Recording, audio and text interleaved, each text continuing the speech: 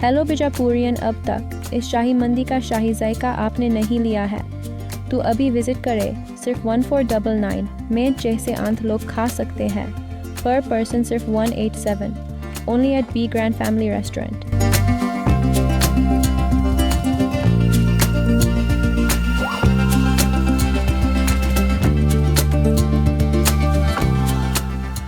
मैं हूं अभी हुसैन शेख, आपका खैर मकदम कर्नाटक एक्सप्रेस में। सबसे पहले नजर आज की हेडलाइंस पर।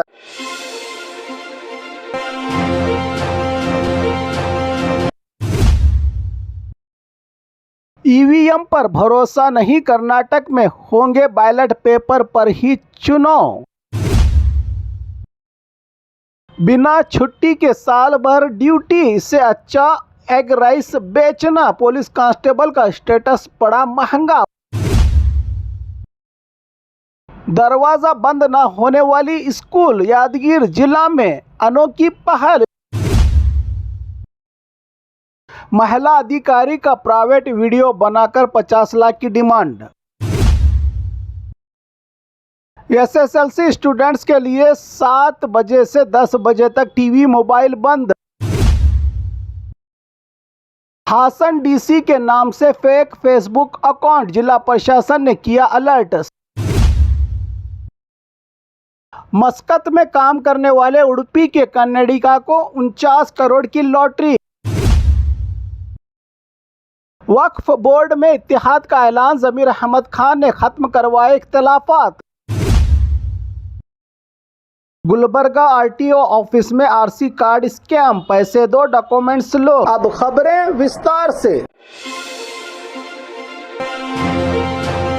ईवीएम पर भरोसा नहीं, कर्नाटक में होंगे बैलेट पेपर पर ही चुनाव के दौरान ईवीएम पर भरोसा नहीं का मुद्दा उठाने वाली कांग्रेस ने कर्नाटक में एक और बड़ा फैसला लिया है। स्टेट कैबिनेट मीटिंग में तय हुआ है कि ग्राम पंचायत, तालुका पंचायत और जिला पंचायत चुनाव ईवीएम की जगह बैलेट पेपर से कराए जा सकते हैं। इस फैसले के लिए कर्नाटक का ग्राम स्वराज और पंचायत राज अधिनियम 2020 में जरूरी अमेंडमेंट को मंजूरी दी गई है। रूरल डेवलपमेंट और पंचायत राज मंत्री एच.के. पाटिल ने कहा कि जहां जरूरत होगी वहां बैलेट पेपर और बैलेट बॉक्स का इस्तेमाल किया जाएगा। इससे पहले ग्रेटर बेंगलुरु अथॉरिटी के चुनाव के लिए भी बैलेट पेपर का फैसला लिया जा चुका है। स्टेट इलेक्शन कमीशन ने इस पर सहमति भी जता दी है। अब पूरे राज्य में होने वाले लोकल बॉडी चुनाव में भी बैलेट पेपर का रास्ता लगभग तय माना जा रहा है। हालांकि इस फैसले पर राजनीतिक बहस तेज हो गई है। बीजेपी का आरोप है कि बैलेट पेपर से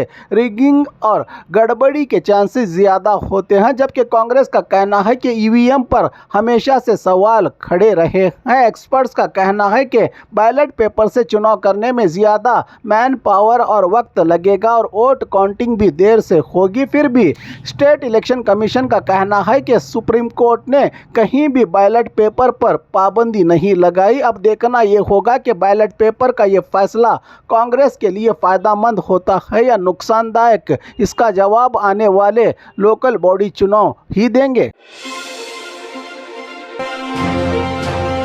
बिना छुट्टी के साल भर ड्यूटी, इससे अच्छा एग राइस बेचना। पुलिस कांस्टेबल का स्टेटस पड़ा महंगा। व्हाट्सएप स्टेटस बना पुलिस वाले के लिए मुश्किल। कोप्पड़ में डिपार्टमेंट एक्शन की तैयारी में। पुलिस डिपार्टमेंट के अंदरूनी परेशानियों पर व्हाट्सएप स्टेटस लगाना एक पुलिस कांस्टेबल को महंगा पड़ गया। हनुमा सागर पुलिस स्टेशन कोप्पड़ में तैनात पुलिस कांस्टेबल ब्रह्मानंद ने अपने स्टेटस में डिपार्टमेंट से जुड़ी बात लिखकर खुद को ही मुसीबत में डाल लिया। ब्रह्मानंद ने पुलिस भर्ती से जुड़ी एक खबर का स्क्रीनशॉट स्टेटस में लगाते हुए लिखा कि 365 दिन ड्यूटी, एक दिन भी छुट्टी नहीं, इससे अच्छा एग राइस बेचना है। ये स्टेटस देखते ही मामला वायरल हो गया और पुलिस डिपार्टमेंट की इमेज पर सवाल खड़े हो गए। इस मामले को जिला एसपी राम अरसद्दी ने गंभीरता से लेते हुए हनुमा सागर थाना पीएसआई से रिपोर्ट मांगी है। पुलिस अधिकारियों का कहना है कि व्यक्तिगत कारण से स्टेटस लगाया गया है, लेकिन डिपार्टमेंट के खिलाफ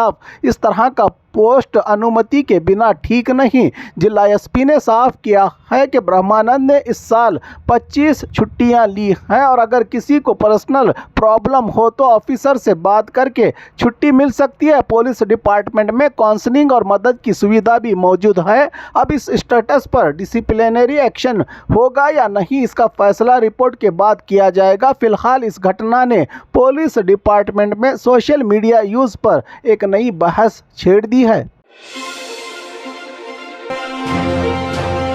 दरवाजा बंद न होने वाली स्कूल, यादगीर जिला में अनोखी पहल। एसएसएलसी रिजल्ट बेहतर बनाने की नई कोशिश। सुरपुर के कक्केरा स्कूल में बागिलो बंद न होने वाली स्कूल का नाम दिया गया है, जो हमेशा इसका दरवाज़ा खुला रहेगा। एसएसएलसी में पासिंग परसेंटेज और अच्छे मार्क्स बढ़ाने के मकसद से सुरपुर तालुका के कक्केरा सरकारी प्राथमिक और हाई स्कूल में एक अनोखा नया प्रयोग शुरू किया गया है। यहाँ स्कूल 24 घंटे खुला रहता है और लड़के स्कूल में ही रहकर पढ़ाई कर रहे हैं। इस मॉडल के तहत लड़कियों के लिए शाम 5 से 6 बजे तक स्पेशल क्लासेस रखी गई हैं, जिसके बाद उन्हें घर भेज दिया जाता है, जबकि लड़कों के लिए स्कूल में ही रहने, पढ़ाई और खाने की पूरी व्यवस्था की गई है। टीचर्स भी स्कूल में ही रुककर ग्रुप स्टडी और लगातार टीचिंग कर रहे हैं। स्कूल के हेड मास्टर और टीचर्स का कहना है कि एग्ज़ाम नज़दीक होने की वजह से डिसिप्लिन और फोकस बढ़ाने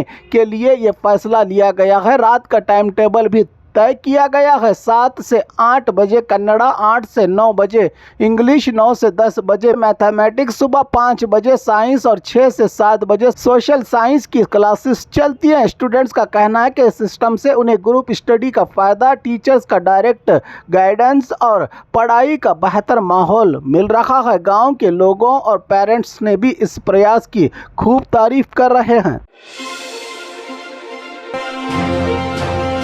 महिला अधिकारी का प्राइवेट वीडियो बनाकर 50 लाख की डिमांड। बेलगाम से एक हैरत अंगेज और सनसनीखेज मामला सामने आया है, जहां एक महिला अधिकारी के घर में चुपके से कैमरा लगाकर प्राइवेट वीडियो रिकॉर्ड किए गए और बाद में 50 लाख रुपयों की डिमांड करते हुए उन्हें ब्लैकमेल किया गया। मालमारुति पुलिस स्टेशन के तहत आने वाले इस केस में 3 नकली पत्रकारों को पुलिस ने अरेस्ट कर लिया है। आरोपियों ने बल्ब होल्डर के अंदर हिडन कैमरा लगाकर बेडरूम और हॉल के प्राइवेट पलों को रिकॉर्ड किया गया था। पैसा न देने पर वीडियो वायरल करने की धमकी दी गई। परेशान होकर महिला अधिकारी ने पुलिस कमिश्नर से शिकायत की, जिसके बाद एसीपी मार्केट संतोष के मार्गदर्शन में तुरंत एक्शन लिया गया। पुलिस ने समीर और राशिद नामी गोकाक समेत 3 आरोपियों को पकड़ा है। पुलिस ने आरोपियों से 2 mobile phones, 64 GB pen drive, 6 hidden cameras,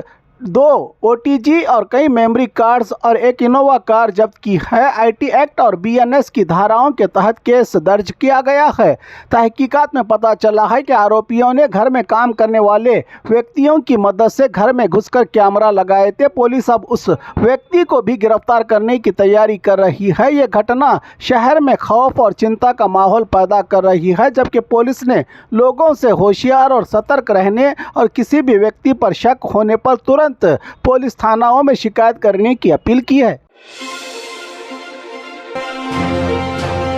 SSLC students के लिए 7 बजे से 10 बजे तक टीवी मोबाइल बंद। बेंगलुरु ईस्ट में जागरूकता अभियान। एसएसएलसी स्टूडेंट्स की पढ़ाई पर ध्यान बढ़ाने के लिए शिक्षा विभाग ने अपील की है कि शाम 7 बजे से रात 10 बजे तक टीवी और मोबाइल फ़ोन स्विच ऑफ रखे जाएं। इस अपील को बहुत अच्छा रिस्पांस मिला है। बेंगलुरु ईस्ट तालुका के अवलहल्ली में इस सिलसिले में जागरूकता अभियान चलाया गया। रेनबो एकेडमी के मेंबर्स स्टूडेंट्स के घर घर गए और पेरेंट्स को समझाया।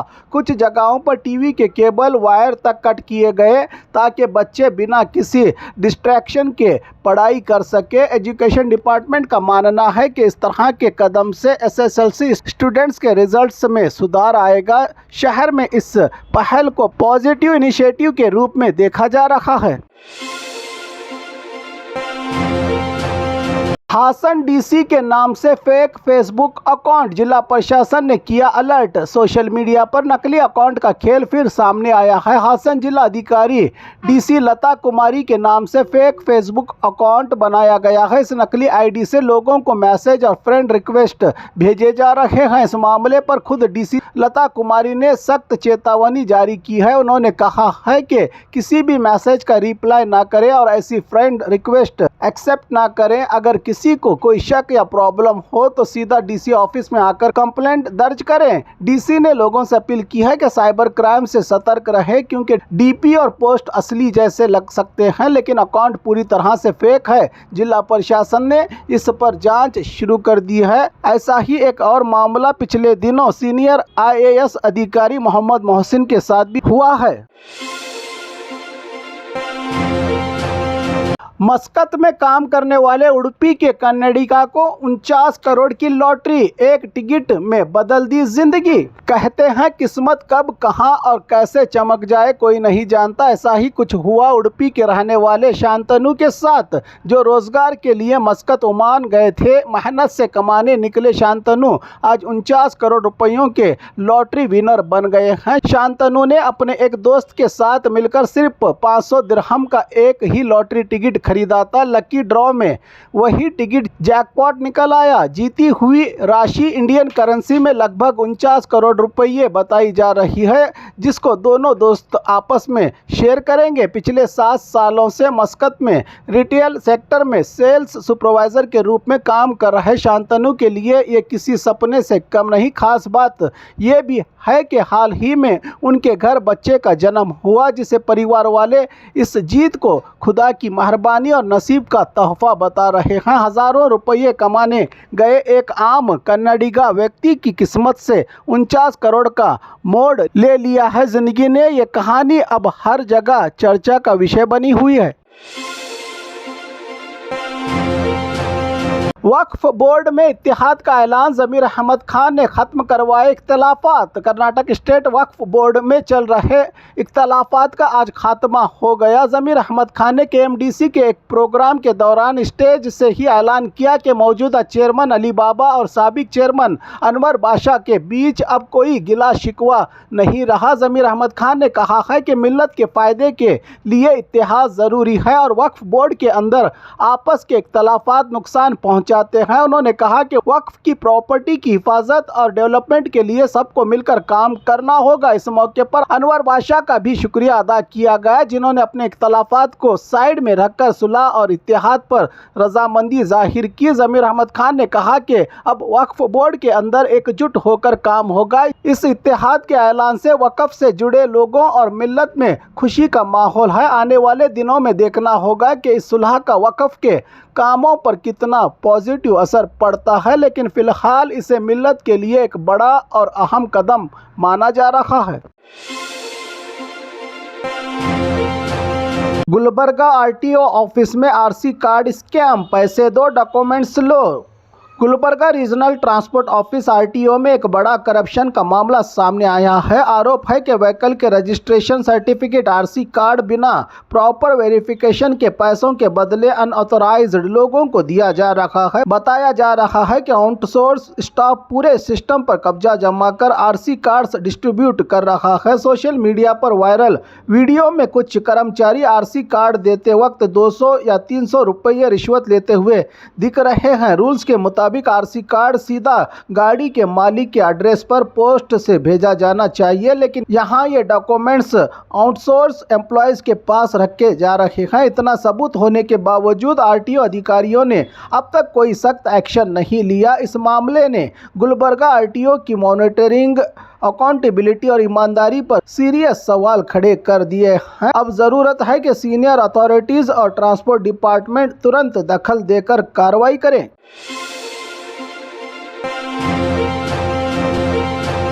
और खबरों के लिए देखते रहिए कर्नाटक एक्सप्रेस।